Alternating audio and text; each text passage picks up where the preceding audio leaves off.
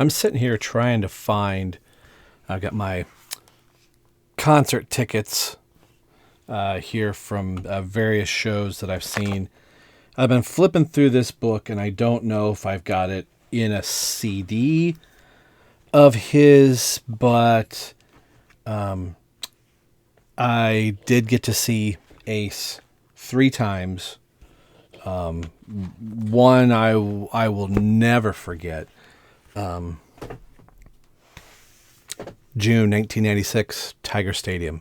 My best friend Ben and I could not believe that we were going to get to see the original Kiss in my favorite ballpark and Tiger Stadium.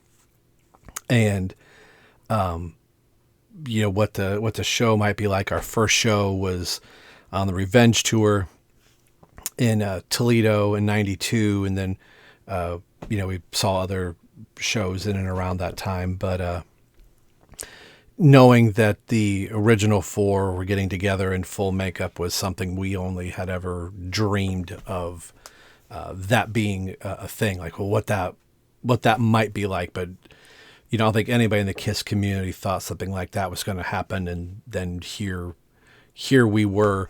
And ironically, 2 weeks before the Tiger Stadium show, Ben and I were in that very same ballpark, close to where we sat for the concert. My dad had season tickets that was in a pool with guys at work, and we sat 2 rows behind the players' wives, Detroit Tigers players' wives section, and there was 2 seats in front of us, and that's about where we sat for the Kiss concert, which Kiss played out in center field, and we were at third base, so we were quite a ways away, but you can just see the sea of people in Tiger Stadium. And when they kicked into Deuce and the lights came on and the curtain dropped and all of that, the first 2 people that Ben and I scanned the stage was Ace and Peter, going, "Oh my gosh, there's Ace and Peter with Paul and Gene. Like, how crazy is this?" And I think for the first couple songs, we were both just turning our head with one another. I'm not sure when I'm putting this up, and maybe today. Today is October 16th, 2025. And I was wearing this hat today at work. And I had my free end of the road hooded sweatshirt that I got from McGee Entertainment because of the Kiss 2020 goodbye debacle, blah, blah, blah. I wore this stuff today, and I'm currently in my pajama clothes because I did not think I was going to be turning this camera on, and I really have no idea what I'm saying or what I'm going to do here, but we're gonna go with it because sometimes you just need to talk these things out. And I wore it today because today was the announcement of one of the box sets that we are going to be getting. And that was the buzz in the Kiss community, which, there was some discussion in the latter part of these weeks of his health. And he was supposed to play Tiffin, Ohio, not that far from me, about 45 minutes away, and was seriously thinking about going to that show. And of course that got canceled when he ended up going into the hospital and had, whatever had happened to him. And I don't think this was on anybody's radar today at all. Of all the things that the Kiss fans were going to be excited about today, is finally Pop House was going to put out a long-awaited box set. We've been waiting for something now that the end of the road is come and gone, and we've got the landlocked thing, and the talking is Eric Singer going to be part of this? He's not going to be part of it. And there have been podcasts about just that event and everything else. But today, right around 4:00 is when I was at work and my Apple Watch on my wrist was just buzzing constantly. And I'm driving powered equipment at work, forklift and stuff. And I'm like, I can't be pulling out my phone because we're not supposed to have our phone on the floor.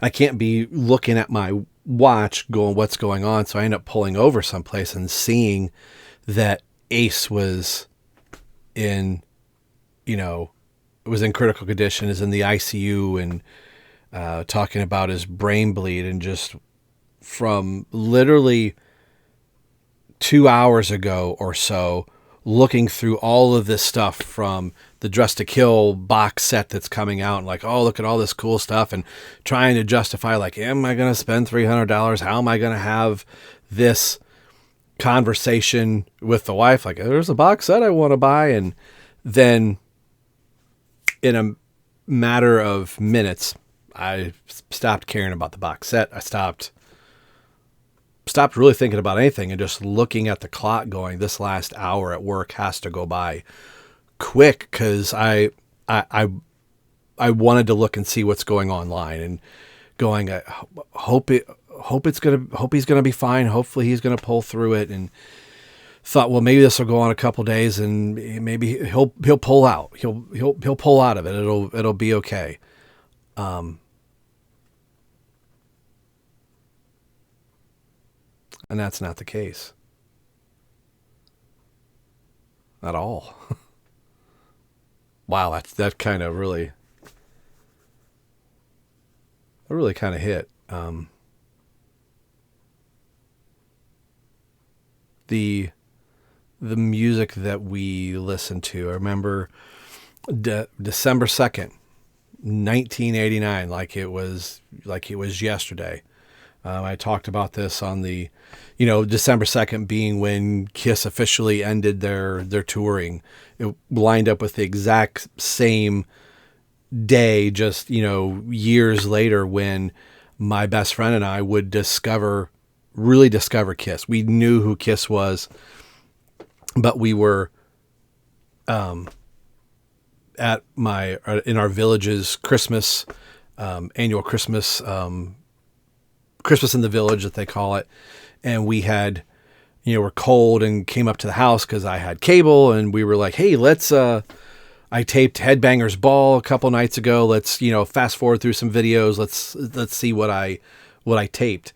And I think the second or third video was Hide Your Heart, and we were hooked. Now, granted, I know that's not Ace Frehley, but ironically, what we didn't know, backwards, this little album right here, in 1989, Trouble Walking, Ace would cover Hide Your Heart. So when we became Kiss fans, we became Ace Frehley fans at the exact same time. We, went to the store that followed, because this was a Saturday, and stores weren't open a lot in 1989 on a Sunday. I think Monday after school or whatever, we stopped at the record store. We each bought a copy of Hot in the Shade. A week or so later, we were like, oh, we got to buy more Kiss stuff. And Ben, I remember this clear as day, him calling the house, and he's like, you're not going to believe what I picked up today. See if you can tell me who this is. Tell me what this is. And over the days, he held the phone over his, cassette player, and I could hear Hide Your Heart. And I said, it's Hide Your Heart. I have the same cassette tape you do. He goes, no, I just bought this today. I said, no, you didn't. You bought it when I bought it. He said, keep listening. I said, well, your tape sounds funny. Paul sounds weird. He's like, that's not Paul. That's Ace Frehley, Kiss's original guitar player. He has an album out at the exact same time as Kiss, and they both have released albums with the exact same song on it. And we were like mind blown, like how could that possibly be? So I had to go out and go get Trouble Walking, and trying to ask mom and dad, like, can I have, 10 or $12 to buy a cassette tape? And so when I got a copy of Trouble Walking, I remember just listening to it and wanting so bad. Like, I wish there was a way I could do a mashup and put them together. Now, thanks to a computer, we could put all that together. But then it was like, okay, we got to start buying the Kiss back catalog so we get to know who all these members and all these albums are. But at the same time, we've got to start buying Ace Frehley stuff. And he has this other band called Frehley's Comet. And like, I became like obsessed with Frehley's Comet. I've said many times on Right Between the Eyes that Second Sighting is my favorite Ace Frehley album. Yes, it's a very heavy Todd Howarth album, but I love that album. You know, Insane and Yeah, It's Over Now. We played Live Plus 4 VHS tape when I found that at a local record store. We played that over and over and over again. Knew that concert frontwards and backwards, and all of Todd Howarth's stage raps talking about. How many people here have ever been electrocuted? Not very many. This happened to Ace in his old band, see? One night he was climbing to the top of his amplifiers and he grabbed hold of something wasn't grounded out properly and shocked the living shit out of himself. Sounded just like this shit right here. When he came to, he wrote this song. I did? Yeah! What was it? What? Shock me!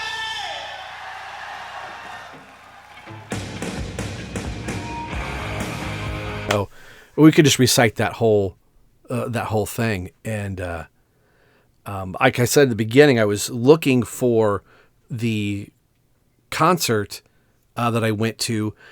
I want to say it was 2005. It was before I met my wife in 2007. So it could have been 5, could have been 7. I know I could go online here, but a good friend and I went to go see Ace's solo show. I don't think Anomaly was out at that time. I'd have to go back and look. But seeing Ace Frehley solo was really cool. And he played Torpedo Girl. And I remember Chad and I looked at each other like, is Ace playing Torpedo Girl right now? Of all of the songs that we thought we were going to hear that night, we're going to hear Rock Soldiers, we're going to hear Rip It Out, we're going to hear Breakout, we're going to hear, Cold Gin and Strange Ways. And the band wanted to learn Torpedo Girl. I think Scott Coogan was on drums, and I think Ace was like, this is Scotty's fault. So if you like the song, you can thank me, but if you don't like it, blame Scotty. And that song went great. And I want to say they played Hard Times as well. I don't know what I did with that ticket. I don't know if it's in one of my Ace Frehley CDs somewhere that I tucked away, or it fell out of this binder. But the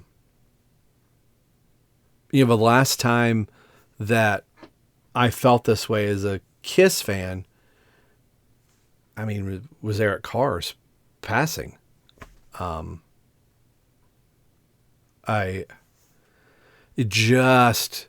Having just got into Kiss in 89, and when Eric passes away in 91, I was just starting to learn drums and starting to have, idolizing, Eric Carr and wanting to kind of play and learn like Eric, then having songs like Breakout and seeing like, oh, Eric Carr's got a co-write on this Ace Frehley track. So it made me love that song Breakout even more. And I could only imagine, can you imagine if Eric Carr played on Ace's solo stuff? And I think on the Trouble Walking album, Ace had asked Eric to play, and Paul and Gene were like, no, don't go doing that. I really wish Paul and Gene could have removed their collective feet from their mouth and just let things happen as they naturally would have. Can you imagine that Eric Carr could have been on Hot in the Shade and on Trouble Walking at the exact same time, given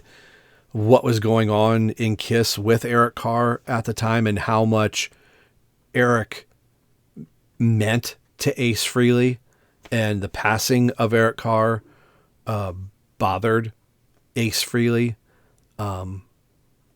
of course this will hit hard for Paul and Gene and all those things that they never got to say to one another. They never got to mend the bridge. Maybe they did. Maybe when Ace was in the hospital, maybe that was the moment where Paul and Gene were like, we have to remove our collective feet from our rear and fix this. There was an award ceremony that Ace was really looking forward to, and this new era of Kiss. What is it going to look like? How much are Ace and Peter going to be involved? What do things look like? What are we going to get? And I think there's something really special that it's Dressed to Kill that was announced today. That it's literally the album that is going, there's not enough gas in the tank at Casablanca. We're about done. And they're on the verge of going, let's pack it up. And they're on the heels of getting ready to record what is going to become one of the greatest live albums in Alive. And that box set is coming around the corner. And the influence and the guitar players that are going to, or modern guitar players that listened to that album and decided, I want to play like Ace Frehley. That's going to be my guitar hero. And then so on, and things just kind of keep going. I know this, I'm rambling here.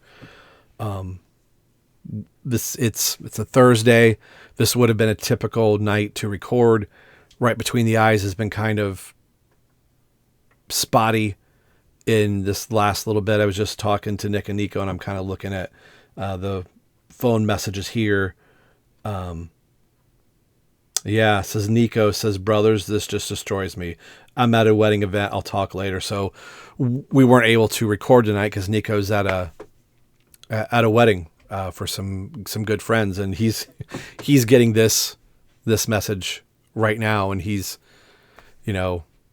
trying to celebrate, and I don't know.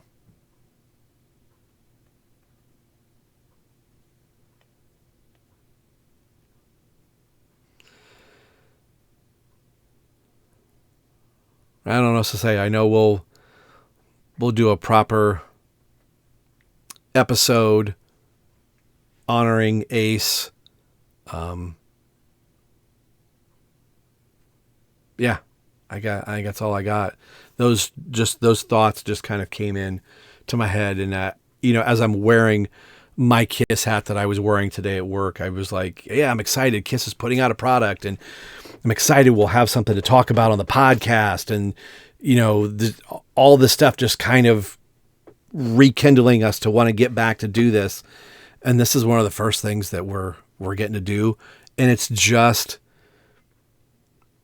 putting that line, underlining things of nothing lasts forever, obviously, but all of the things that you leave unsaid will remain unsaid, and those people will be left to wonder, what if I would have reached out to so-and-so one more time? What if I would have said, I'm sorry, or, hey, I meant to call you. Call that person. Play music. Laugh. Celebrate. I'm hearing Ace's laugh. No, actually, I'm a plumber. That makes me chuckle. And times like this, it's okay to be sad. It's okay to be upset.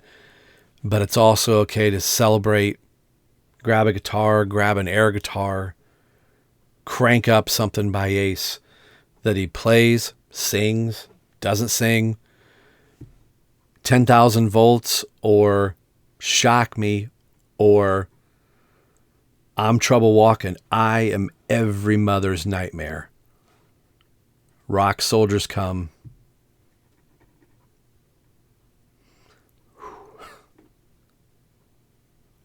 And we had one go.